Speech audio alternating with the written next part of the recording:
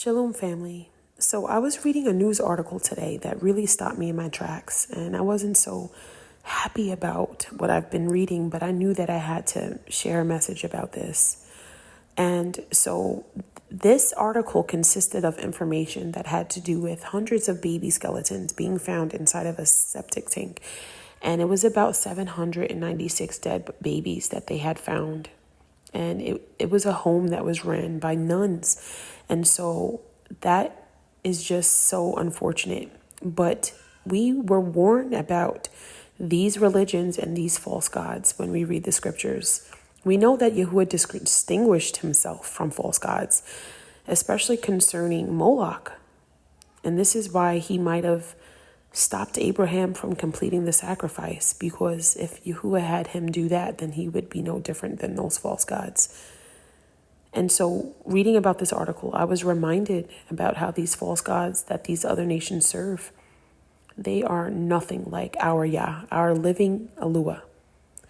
And I recall back in January, I felt in my Ruach that this year, many, many, many wicked things that was done in the dark will be exposed, family. Praise Yahuwah for that. I know many missing people, whether they're dead or alive, they will be found.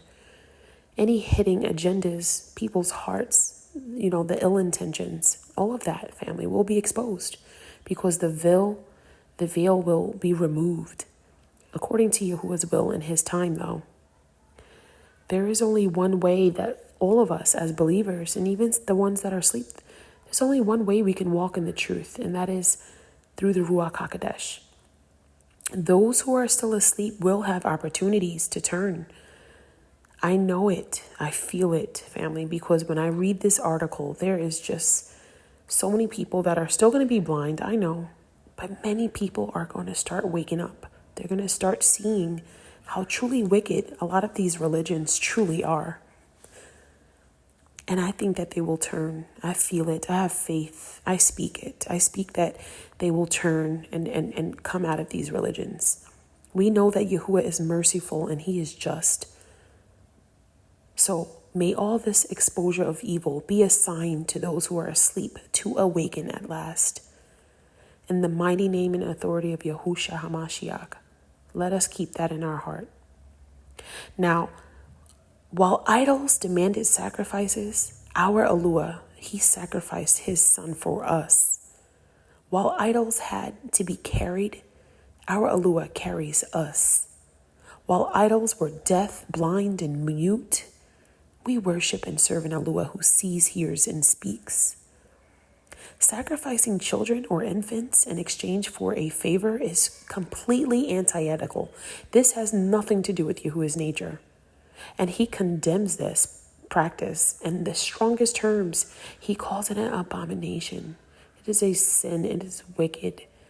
And there's many of the people we read in scriptures that stumbled in this way. I mean, we had Solomon who had altars for these false gods, and Jeremiah often ministered to people about the importance of not following behind the ways of the heathens who did these things. And many of our people followed their ways.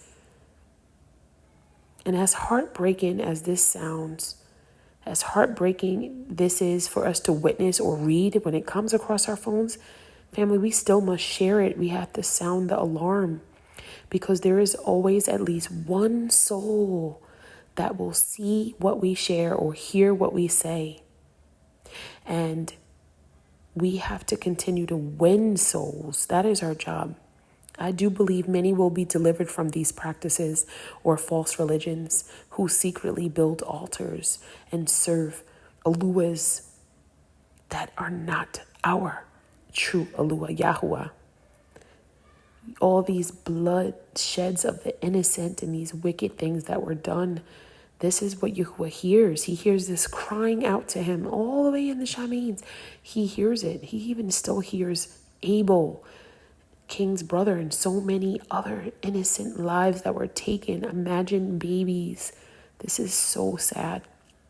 And so as the days get darker, but the exposure happens, rejoice to know that we are just one step closer to our redemption. There's nothing here that you should be attached to. It is a spoiled land. It is wicked. And it's time for a reset. Shalom.